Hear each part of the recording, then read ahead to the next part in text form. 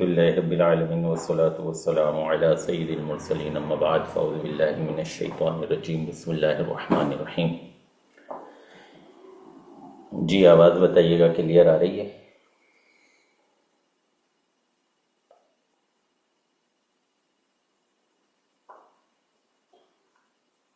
مجھے آواز بتائیں کلیئر آ رہی ہے؟ جی استاد جی کلیئر ہے.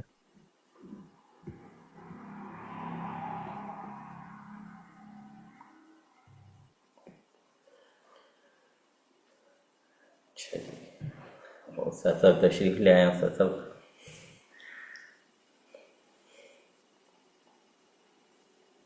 السلام علیکم ورحمۃ اللہ. وعلیکم السلام ورحمۃ اللہ.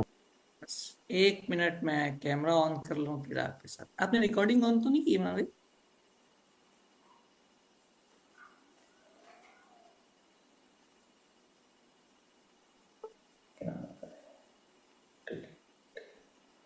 جی ریکارڈنگ کی کر دیے نا, ریکارڈ ہو رہا استاد جی. ٹھیک ہے.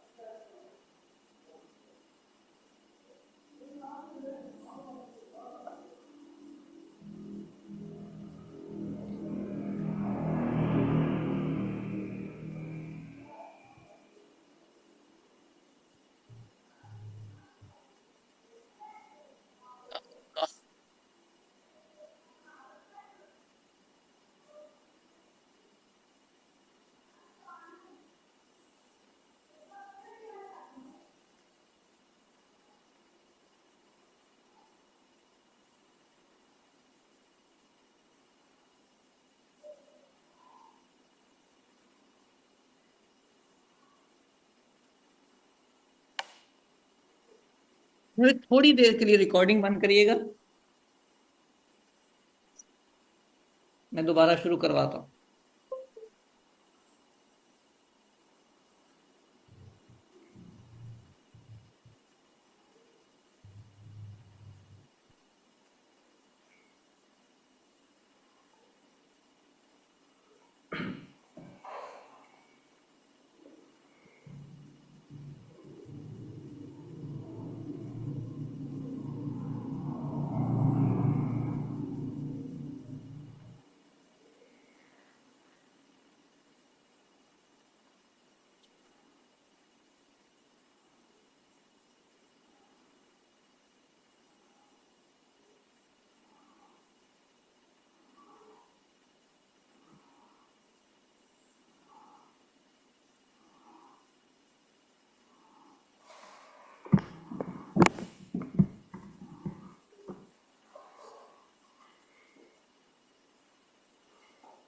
بسم اللہ الرحمن الرحیم. مولا صلی وسلم استاد صاحب دائما آواز نہیں آ ابدا رہی. علی حبیبک خیر الخلق کلہم یا رب بالمصطفیٰ بلغ مقاصدنا واغفر لنا ما مضى یا واسع الکرم.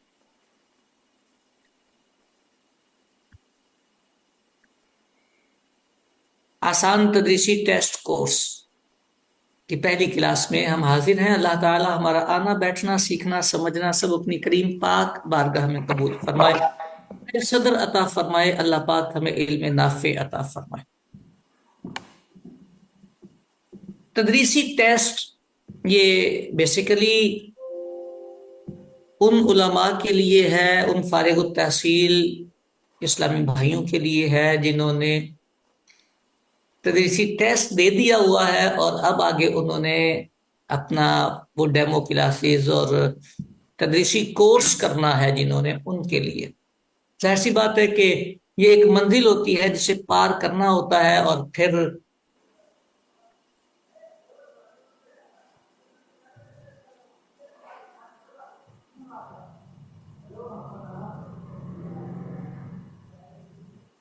میری آواز آ رہی ہے نا؟ جی آ رہی ہے. جی. جامعۃ المدینہ میں تدریس کے مواقع میسر آتے ہیں. تدریس نہ ملے تو اس تدریسی ٹیسٹ کو پاس کرنے کے بعد آپ کو تخصص فی الفقہ یا تخصص کے دیگر جو شعبہ جات ہیں ان میں، بلکہ میرا خیال ہے کہ دعوت اسلامی میں جہاں آپ اجیر ہوں گے وہاں بھی اس کے ٹیسٹ پاس کرنے کے فوائد اور ثمرات ملتے رہیں گے. ہماری رائے کے مطابق جو بچہ طالب العلم درس نظامی مکمل کر لے اسے پڑھنا پڑھانا چاہیے اور رج کے پڑھنا پڑھانا چاہیے. اللہ کرے کہ ذہن میں یہ بات بیٹھ جائے کہ علم دین کی اشاعت کریم محبوب صلی اللہ علیہ وسلم کو سب سے زیادہ پسند ہے، اور پسند رہی. میرے کریم آقا صلی اللہ علیہ وسلم نے ارشاد فرمایا خیرکم من تعلم القرآن وعلمہ. اس حدیث پاک کے تناظر میں یہ کہا کرتا ہوں کہ خوش قسمت ہوتے ہیں وہ لوگ جنہیں اللہ تعالیٰ یہ توفیق دیتا ہے کہ وہ قرآن پڑھیں اور پڑھائیں. رزق تو مالک کے کائنات نے دینا ہی دینا ہے، جو تقدیر کا لکھا ہے وہ ملنا ہی ملنا ہے. وما من دابۃ فی الارض الا علی اللہ رزقها. لیکن کتنی خوش بختی کی بات ہوتی ہے یہ کہ جسے صبح سے لے کر شام تک قال اللہ اور قال رسول اللہ کہنے کی توفیق ملے، اور پھر اس کا رزق بھی اللہ کریم اسے حلال طیب وافر عطا فرمائے. دعا بھی کیا کریں اللہ تعالیٰ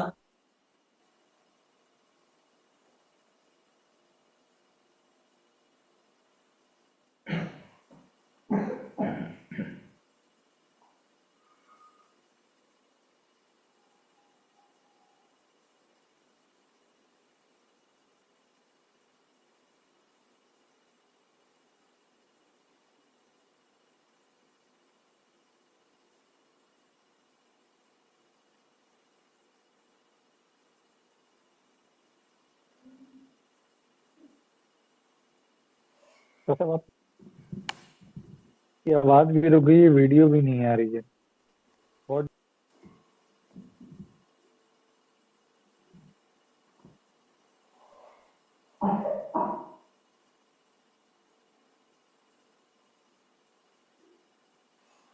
سب کہیں چلے تو نہیں گئے؟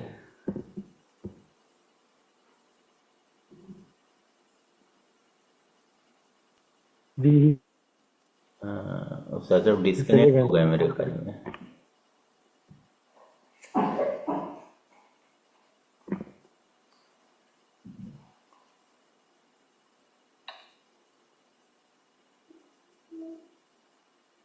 السلام علیکم ورحمۃ اللہ وبرکاتہ. استاد صاحب آپ شاید ڈسکنیکٹ ہو گئے.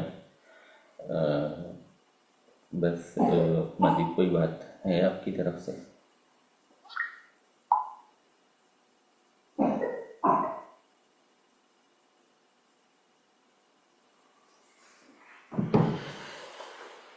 اچھا جی، میرے خیال میں استاد صاحب کا انتظار نہیں کرتے فی الحال.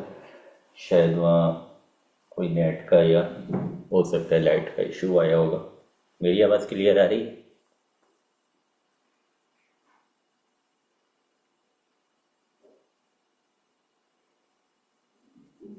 جی جی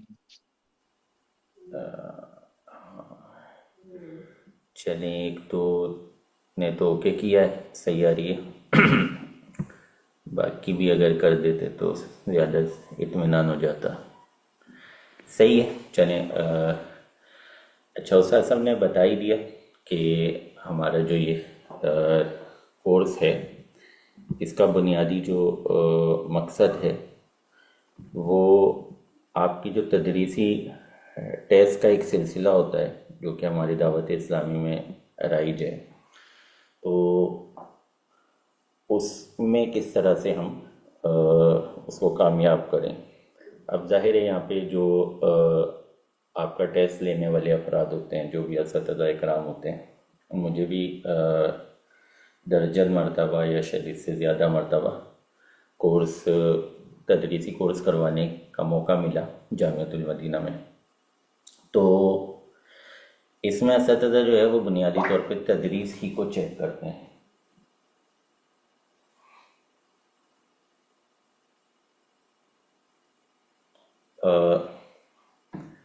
اس کو جو ہے بنیادی طور پہ تدریس ہی کو چیک کرتے ہیں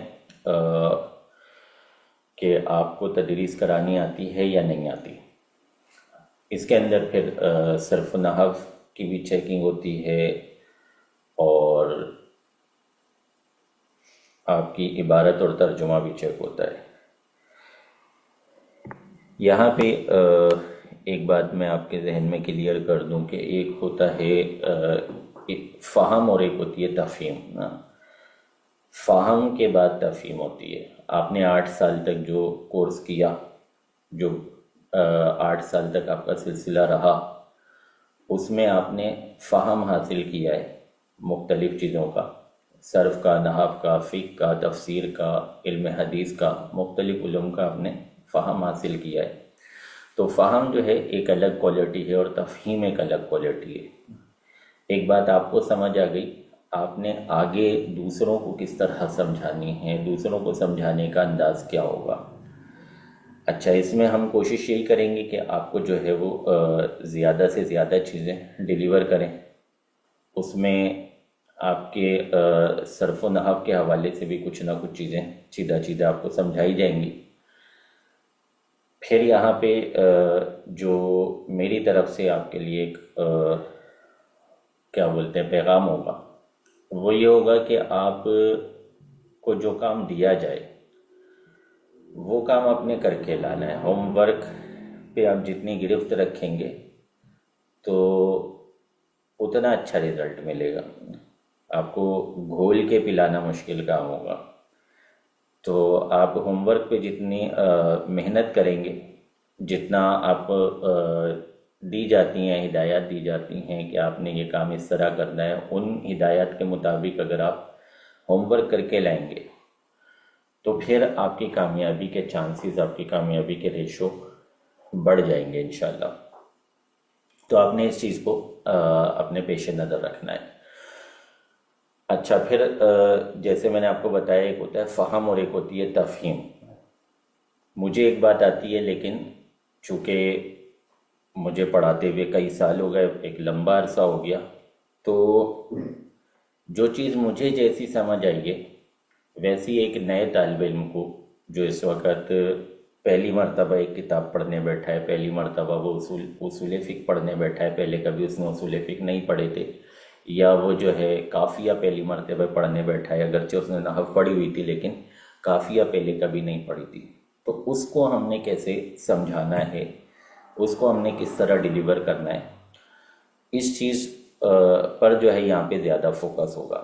ہاں، آپ کو کچھ چیزیں دی جائیں گی، آپ کو مشقیں دی جائیں گی، آپ کو ہوم ورک دیا جائے گا، اس میں آپ کو جہاں جہاں محسوس ہو کہ یہ والی بات جو ہے وہ ہمیں سمجھ نہیں آ سکی، یہ والی عبارت نہیں سمجھ آ سکی، یہ والا مفہوم نہیں سمجھ آ سکا، یا اس بات کو ہم اچھے انداز میں کس طرح آگے پہنچائیں، کس طرح اس کی تفہیم کریں، تو وہ جیسے جیسے آپ کے سوالات آتے جائیں گے، میں کوشش میری یہی ہوگی کہ آپ کی طرف سے سوالات آپ کی طرف سے آئیں گے تو زیادہ اچھا انشاءاللہ رزلٹ ملے گا۔ میں آپ کے سامنے تقریر کرتا جاؤں گا، میں آپ کے سامنے بولتا جاؤں گا کہ یہ بھی کرنا چاہیے، یہ بھی کرنا چاہیے، یہ بھی ہونا چاہیے، ایسے بھی ہونا چاہیے، تو آپ کو صرف معلومات حاصل ہوتی جائے گی، پریکٹیکل میں نہیں آ سکیں گے۔ تو ہمارا طریقہ کار وہی ہوگا جو ہمارا جامعۃ المدینہ میں تدریسی کورس کا طریقہ کار ہوتا ہے کہ آپ کو جو ہے وہ ایک بریفنگ دی جائے گی، آپ کو ایک سمجھایا جائے گا کہ کرنا کیا ہے، اور اس کے بعد جو ہے آپ سے سنا جائے گا۔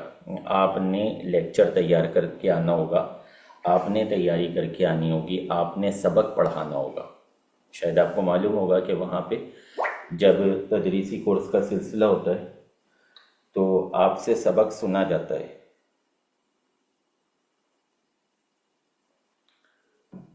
معلوم ہے نا، وہاں پہ آپ سے تدریس کروائی جاتی ہے۔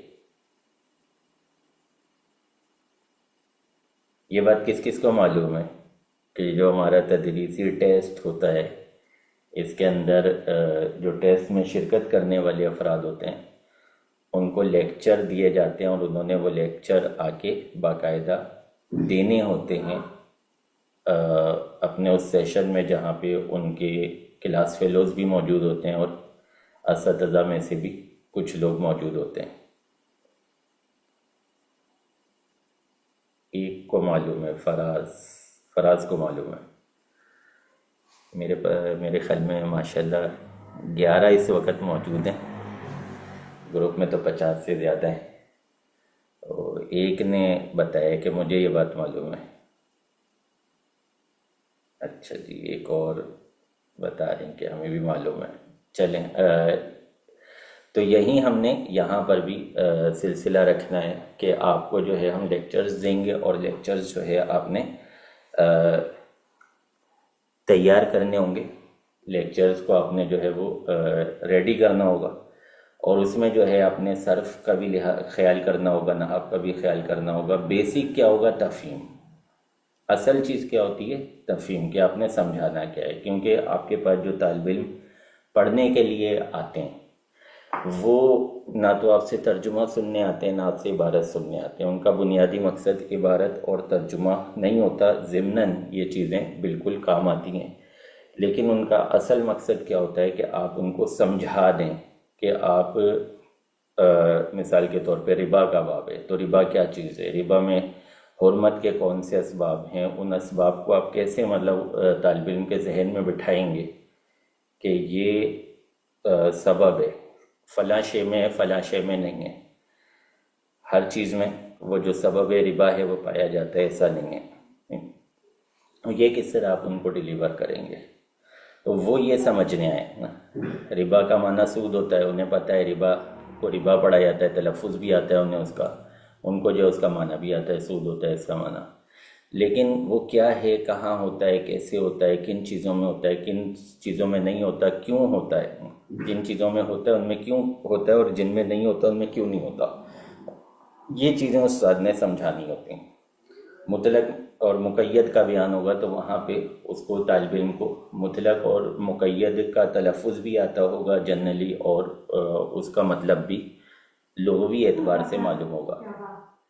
آپ نے یہ سمجھانا ہوگا کہ مطلق اور مقید جو ہے یہ بیسیکلی کیا چیز ہے، تاکہ وہ اگر کسی کتاب میں کوئی لفظ دیکھتا ہے، کوئی اسم دیکھتا ہے، کوئی ورڈ دیکھتا ہے، تو اس کو پتہ چل جائے کہ یہ جو میں نے لفظ دیکھا ہے یہ مطلق ہے یا مقید ہے. ہر لفظ پہ تو ظاہر ہے وہ آپ سے بھی نہیں پوچھے گا، نہ آپ اس کو ہر لفظ پہ لکھ کے دیں گے کہ یہ پہلا لفظ مطلق ہے، دوسرا مقید ہے، پھر تیسرا مطلق ہے، چوتھا مقید ہے. تو وہ مثالوں کے ذریعے آپ نے اس کے ذہن میں یہ بٹھانا ہوتا ہے کہ مطلق کیا ہوتا ہے اور مقید کیا ہوتا ہے. اس میں جو ایک اچھا طریقہ ہوتا ہے، جو ایک بہترین طریقہ ہوتا ہے، وہ آپ نے شاید سنا ہوگا، جنرلی اسکول کالجز میں بھی بیان کیا جاتا ہے، لیسن پلاننگ، سبق کا پلان، سبق کی خاکہ سازی. ہم نے سبق میں کیا کیا کرنا ہے، 40 منٹ کا ہمارا پیریڈ ہے، 30 منٹ کا ہمارا پیریڈ ہے، تو ہم نے اس میں کیا کیا کام کرنے ہیں اسٹیپ بائی اسٹیپ. ہم اس کو جو ہے وہ اسٹیپ بائی اسٹیپ لے کر آئیں گے.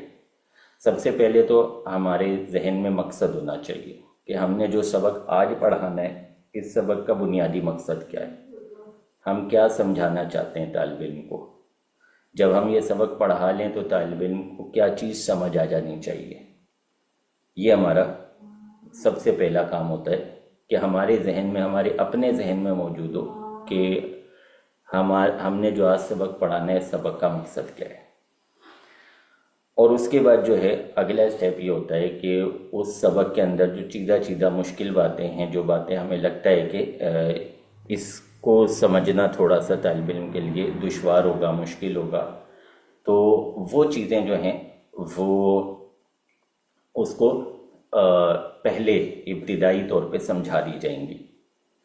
اگر کوئی کہانی آپ دے سکتے ہیں اس کو، خاص طور پہ ابتدائی کلاسز میں اگر آپ کوئی کہانی دے سکتے ہیں تو وہ بہت اچھا کام کرتی ہے. وہ اکثر ایسا ہوتا ہے کہ سال ہر سال تک وہ کہانی یاد رہتی ہے. تو کہانی کے ذریعے اگر ہم کوئی سمجھاتے ہیں سبق تو وہ بہت دیر پا رہتا ہے، اس کو یاد کروانے کی بھی باقاعدہ حاجت نہیں رہتی، وہ طالب علم کو آٹومیٹکلی یاد ہو جاتا ہے. پھر اس کے بعد ہم نے عبارت کی طرف آنا ہوتا ہے، ترجمہ کرنا ہوتا ہے، اس کو جو ہے اس کی تفہیم کرنی ہوتی ہے، سمجھانا ہوتا ہے کہ ہم نے عبارت میں کیا سمجھا، تطبیق کرنی ہوتی ہے کہ کون سی بات کو ہم نے کہاں سے سمجھا، کیسے سمجھا. اس کو ہم نے سبق کو ڈیوائیڈ کرنا ہوتا ہے ٹکڑوں میں. جتنے چھوٹے چھوٹے ٹکڑوں میں ہم سبق کو ڈیوائیڈ کر کے طالب علم تک پہنچائیں گے اتنا وہ اچھا اس کے اوپر امپریشن ڈالے گا. جیسے میں آپ کو ایک خاکہ دکھاتا ہوں اس کا. لیسن پلاننگ کیا ہوتی ہے میں آپ کو اسکرین شیئر کرتا ہوں. کہاں ہے اسکرین شیئر؟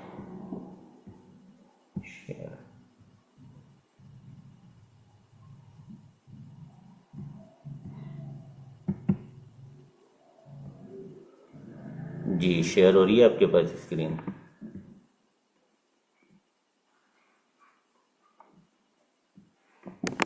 اسکرین نظر جی آ رہی ہے. دیکھیں یہ ہے سبق کی منصوبہ بندی. سے ہم نے کیا کرنا ہوتا ہے اس میں. یہ ہماری سبق کی منصوبہ بندی میں یہ ہم نے سب سے پہلے اس بات کو ڈیزائن کرنا ہوتا ہے کہ ہم کس کلاس میں پڑھانے جا رہے ہیں. ہماری درجہ کون سا ہے, کس درجے میں ہم نے پڑھانا ہے. مثال میں نے فار ایگزامپل یہاں پہ اصول فقہ لیا ہے.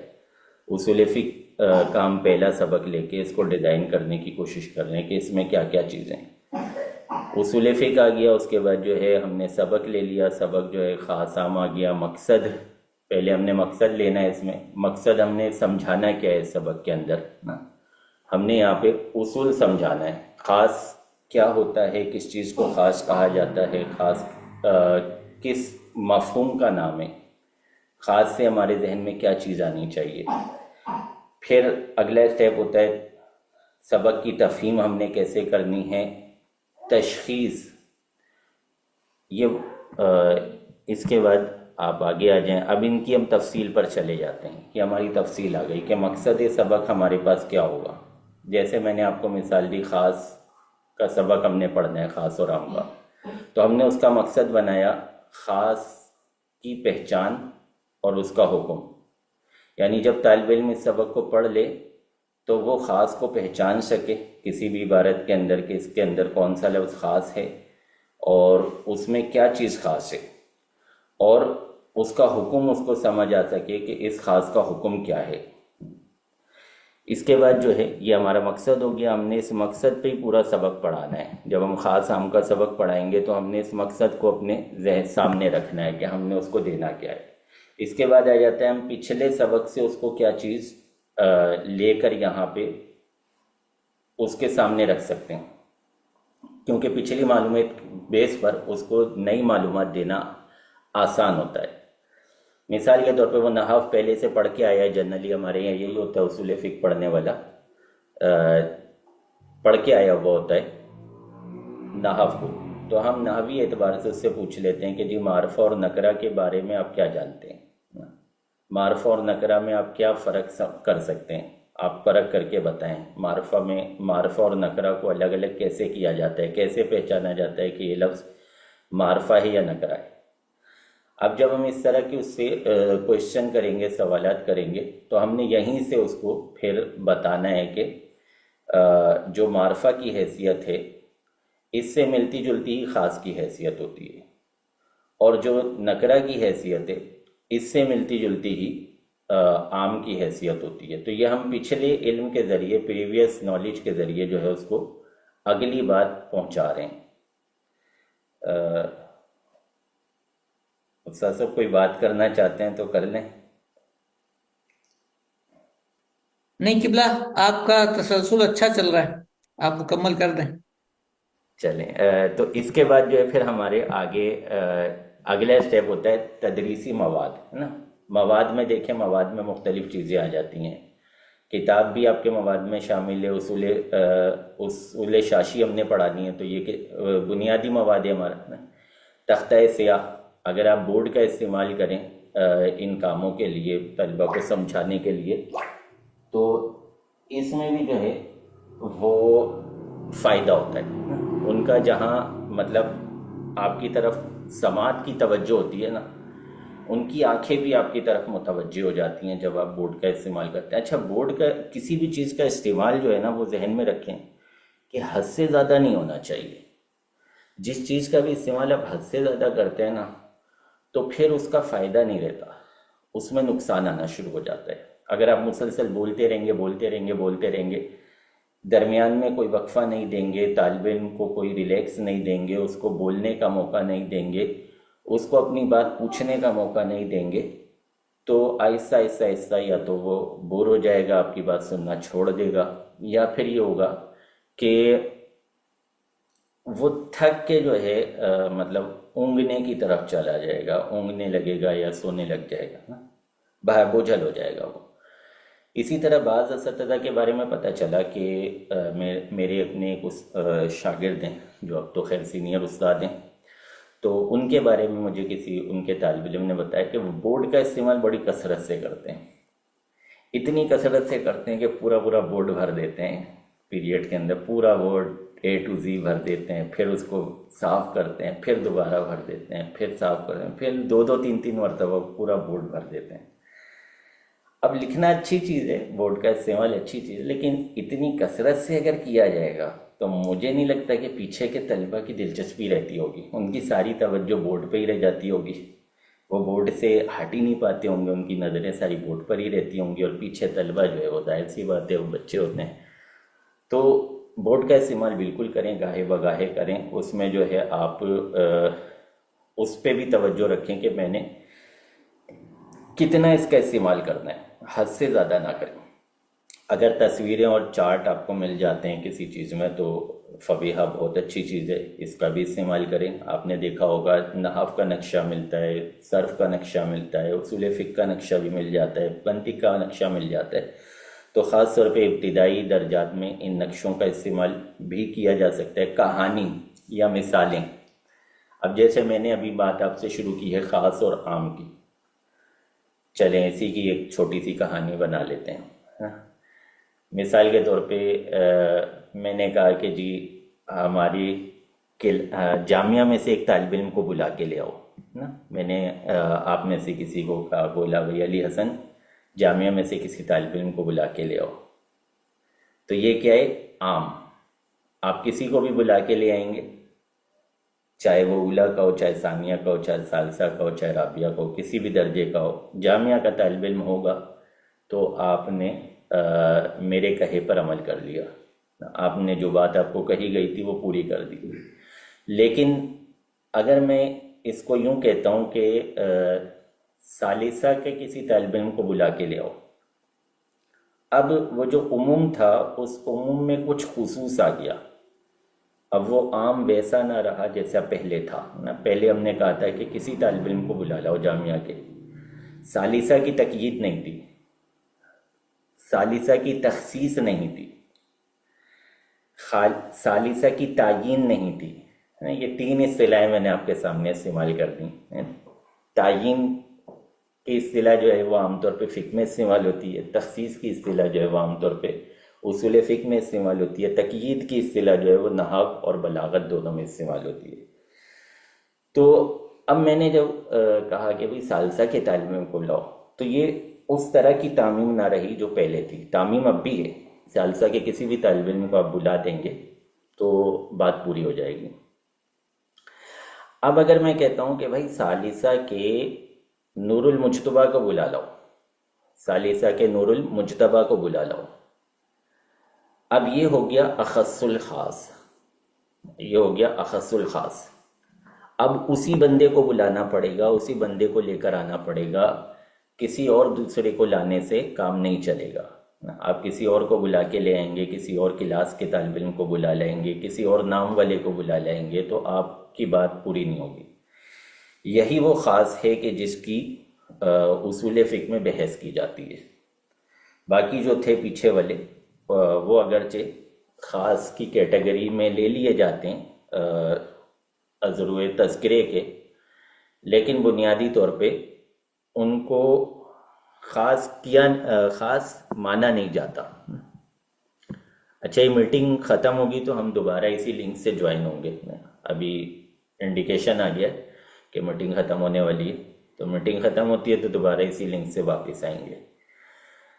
تو یوں مطلب ایک کہانی کی صورت میں آپ لے کر آئیں، اگر کسی سبق میں آپ کہانی لے کر آتے ہیں نا تو یہ ان کو یاد رہ جاتی ہے، ان کو آپ کو رٹا نہیں لگوانا پڑتا نا۔ اس کے بعد اچھا میں آپ کو چلا رہا تھا لیسن پلاننگ پہ، ہم چلے گا اصول فقہ پہ لیسن پلاننگ سمجھاتے سمجھاتے. اصل میں نے مثال آپ کے لیے اصول فقہ کو بنایا ہے لیسن پلاننگ کو سمجھانے کے لیے کہ لیسن پلاننگ ہے کیا. اس کے بعد آ جاتے ہیں ہم ٹیچنگ میتھڈ پہ. مرحلہ کیسے ہم نے سبق کو اس کو ڈیلیور کرنا ہے، اس کو پہنچانا ہے، اس کی تفہیم کرنی ہے. اس میں سبق کا تعارف آئے گا. آج ہم سبق میں کیا کیا پڑھیں گے، اہم نکات، جیسے میں نے آپ کو شروع میں بھی بتایا کہ اس میں وہ الفاظ جو اس طالب علم کی سماعت سے ابھی تک نہیں گزرے نئے الفاظ ہوں گے جو اس کے لیے، جو اصطلاحی الفاظ ہوں گے، پہلے ان کو کلیئر کر لیا جائے. اس کے بعد تیسرے نمبر پہ آپ عبارت اور ترجمے میں چلے جائیں. عبارت اور ترجمے میں کوشش کریں کہ عبارت اور ترجمہ جو ہے وہ ایک دوسرے سے میچ کرتا ہو. عبارت اور ترجمہ میچنگ والا ہونا چاہیے. عبارت میں جو ہے آپ نے اگر کسی کو حال بنایا ہے تو ترجمے میں بھی محسوس ہونا چاہیے کہ وہ حال بنا ہے. عبارت میں اگر آپ نے کسی کو مفعول فی بنایا ہے تو ترجمے میں بھی پتہ چلنا چاہیے کہ آپ نے مفعول فی بنایا ہے، تاکہ طالب علم جو آپ سے سننے آیا ہے، جو آپ سے سیکھنے آیا ہے، وہ آپ کی عبارت اور ترجمے سے بھی چیزوں کو سیکھتا جائے گا. اس سے بھی اس کو سمجھ آتا جائے گا کہ استاد جی جو ہے وہ ترکیب کیا کر رہے ہیں. عبارت کی ترکیب استاد صاحب نے کیا کیا، آپ نے بیان نہیں کی ترکیب، آپ نے اپنا وقت بچا لیا، ترکیب اس کے سامنے بیان نہیں کی، لیکن ترجمہ اس انداز میں کیا کہ اس کو ترکیب بھی سمجھ آ گئی. تو یہ بہترین انداز ہوتا ہے. یہ پریکٹس کر کے آپ یہاں تک پہنچتے ہیں. ورنہ جنرلی ہوتا یہ کہ ہم نے عبارت کہیں سے پڑھنی ہوتی ہے، ترجمہ کہیں سے کرنا ہوتا ہے، تفہیم کہیں سے کرنی ہوتی ہے، مطلب کوئی آپس میں چیزوں کا ربط نہیں ہوتا. طالب علم جب بعد میں حلقے کے اندر بیٹھتا ہے تو پھر وہ کنفیوز ہو رہا ہوتا ہے کہ ہو کیا رہا ہے میرے ساتھ نا. اس کی سمجھ نہیں آتا کہ بھائی کرنا کیا ہے میں نے. ایسے جا رہے ہیں کچھ.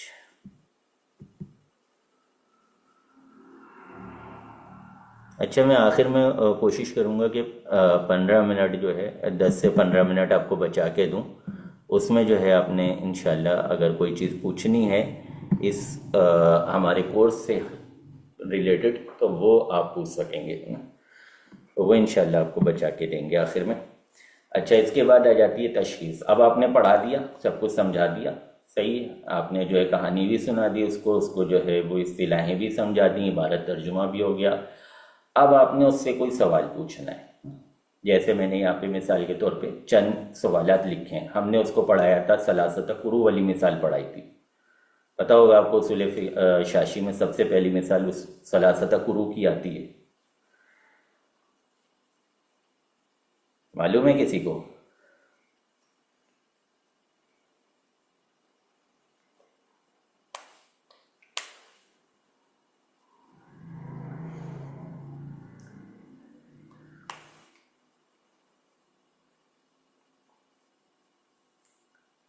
جواب نہیں آ رہا. ایک جواب آیا ہے.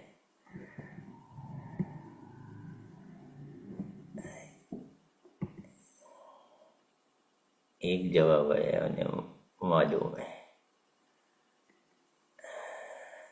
ہاں جی ایک اور بول رہے ہیں انہیں بھی معلوم ہے. صحیح ہے جی. چلو 2 کو تو معلوم ہے نا، اللہ نے چاہا تو باقیوں کو بھی معلوم ہو جائے گا. اچھا سوال یہ تھا کہ آپ کو معلوم ہے نا کہ اصول شاشی میں جو سب سے پہلی مثال آتی ہے وہ آتی ہے ثلاثت قروء کی.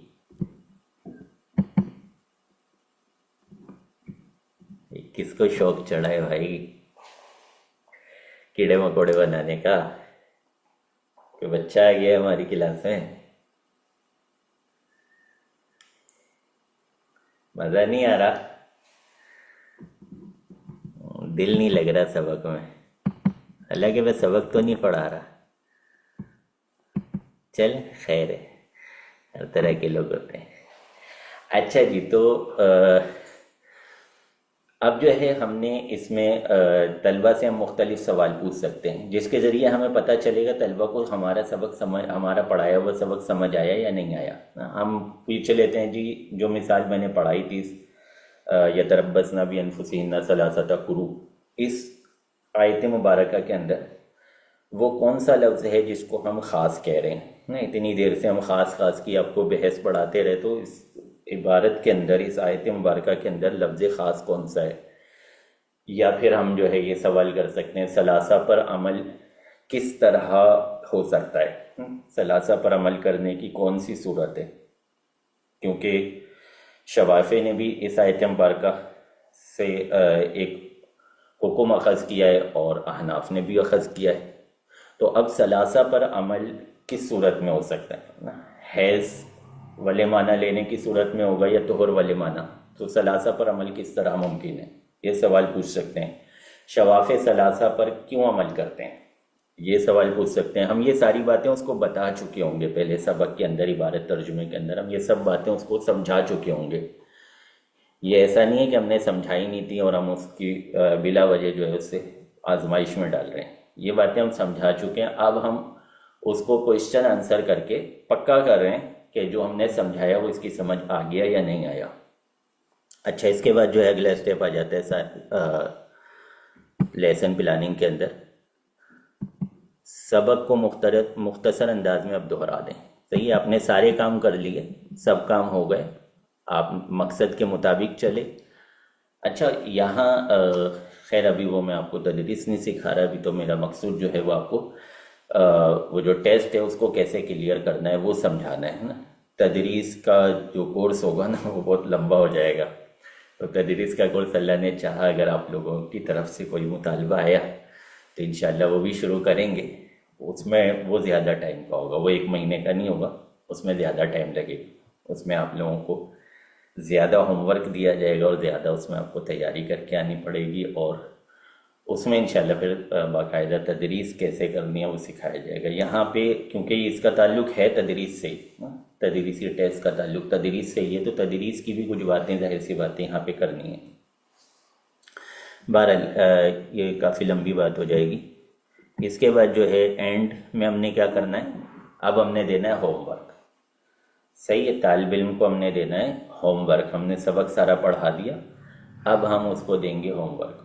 ہوم ورک مثال کے طور پہ ہم نے یہی جو میں نے آپ کو سبق بتایا خاص عام والا، اس میں ہم دے دیں گے کہ جی کتاب کے اندر سے آپ نے کوئی خاص کی مثال ڈھونڈ کے، آپ نے جو ہے کتاب سے ہٹ کے، کتاب کے اندر 5-6 مثالیں خاص کی موجود ہیں، اس سے ہٹ کے آپ نے جو ہے کوئی خاص کی مثال ڈھونڈ کے لانی ہے، یا پھر جو ہے آپ نے کوئی عام کی مثال ڈھونڈ کے لانی ہے، اس طرح کا کوئی اس کو کام دے دیں گے۔ تو یہ ہوتی ہے لیسن پلاننگ۔ مزیدار لگی؟ اگر ہم یوں چلیں تو کیسا ہوگا؟ مزہ آئے گا؟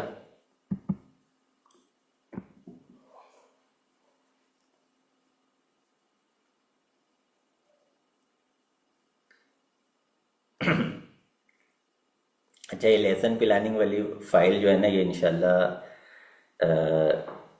شیئر کروں گا، لیکن یہ شاید پیڈ گروپ میں ہی شیئر ہو سکے گی نا، استاد صاحب سے بھی مشورہ کر لوں گا، تو یہ انشاءاللہ شیئر کر دیں گے۔ اس کے علاوہ اور بھی چیزیں دیکھتے ہیں شیئر کرنے کی۔ میں نے جو ہے وہ فائلیں تو تیار کی ہوئی تھی مختلف، یہ آپ کو شاید اسکرین نظر آ رہی ہوگی۔ دروس البلاغہ کی بھی ہے، مرکات کی بھی ہے، کافیہ کی بھی ہے، قدوری کی بھی ہے، کافی ساری فائلیں یہاں پہ تیار کی ہوئی ہیں۔ اچھا، جو لوگ کل بھی ہوں گے نا، کل تو انشاءاللہ صرف وہی ہوں گے جو پیڈ گروپ والے ہیں۔ اچھا، میرا ٹائم پورا ہو گیا، اس کو میں دوبارہ اسٹارٹ کر رہا ہوں۔ صحیح ہے، آپ لوگ بھی دوبارہ اسٹارٹ کر لیں۔ میں دوبارہ اسٹارٹ کرنے جا رہا ہوں میٹنگ کو۔